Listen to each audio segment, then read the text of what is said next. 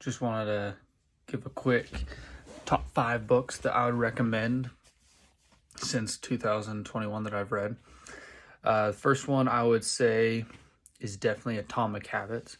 It's probably my favorite book when it comes to self-development, self-help. Just really talks about how to set up good habits, how to make the environment around you in a good position so you can follow through with those habits and continues to do them. And I feel like if you just have really good habits, that's all the real self-help you need, is just having those habits. The next one that I really liked that I read this year was Man's Search for Meaning. It's about a psychologist who was in the concentration camps, and he just talks about how people survive during the camps when they seem to have like no hope, and just different things like that, and finding meaning in life when there seems to have no meaning. It's a very good book. I feel like it's been like a top seller for years and years now, so I'd really look for that. And for A Man's Search for Meaning, it's by Viktor E. Franklin, and then Atomic Habits is by James Clear. The third book that I would recommend is Outliers. It's a really good book by Malcolm Gladwell. I'm a huge fan of Malcolm Gladwell. All of his books are very good, but Outliers kind of talks about the different circumstances people needed to succeed. Like, obviously you have to work hard and put in the effort, but I feel like a lot of times people forget to acknowledge what luck does for people to do well. Like, I know for me, like, I'm pretty lucky. I was born in a place that there's a lot of opportunities. I was born in a good family to be set up. And he kind of talks about how there's a lot of people who have a lot of great talent, very smart individuals who don't succeed, and then other people with the same skill set, same work ethic, who do succeed just because of where they were placed and how their, I guess, upbringing led them to being able to be successful. So, very good. One of my favorites, Malcolm Gladwell.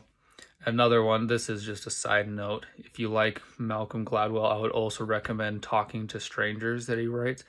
That's also a very good book, but I did not read that this year. The next book that I thought was extremely good was Do Not Envy.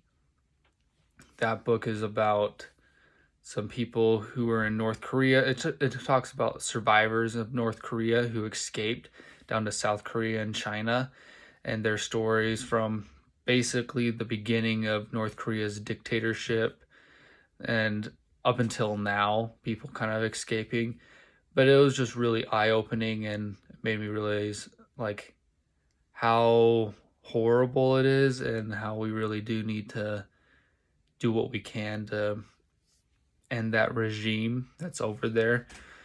But yeah, it's very, very eye-opening. I remember they were talking about the famines that they were having over in North Korea. This one lady was talking about it and how kids were just starving to death, but everyone was starving that they wouldn't even give kids on the side of the road food, because if they would do that, then they would die that same day. So it's just very eye-opening and makes you realize how lucky you really are. And this is just kind of like, this next book is kind of like a wild card, but it's Goodby Things. I really liked it. It's kind of a short little read, but it's about minimalism, and it's about this guy who lived in Japan, and he would always buy the most expensive things, just always to impress people, and his apartment was just cluttered because he would just always get all this stuff that he really did not need to impress people. And then he just started to downgrade in a way, like he got rid of a bunch of his things. He only kept what he absolutely needed. He kind of went to the extreme to where he would have like literally one bowl, one spoon, like no cooking utensils, like maybe one pan, like he went to the far extreme. But it was just kind of cool. Like, you don't have to go that extreme, obviously, with minimalism, but it's a very good book just to kind of see the benefits. And he talks about how he's like, I don't really have the most crazy life, but because I follow minimalism, I'm much happier. He's like, I don't have to beat everybody else to be happy. And now he's becoming a lot more successful and well known because of his minimalism. And it's really been putting him out there. But I would recommend that book as well. And I'll put the books and the authors in the description so you can check them out.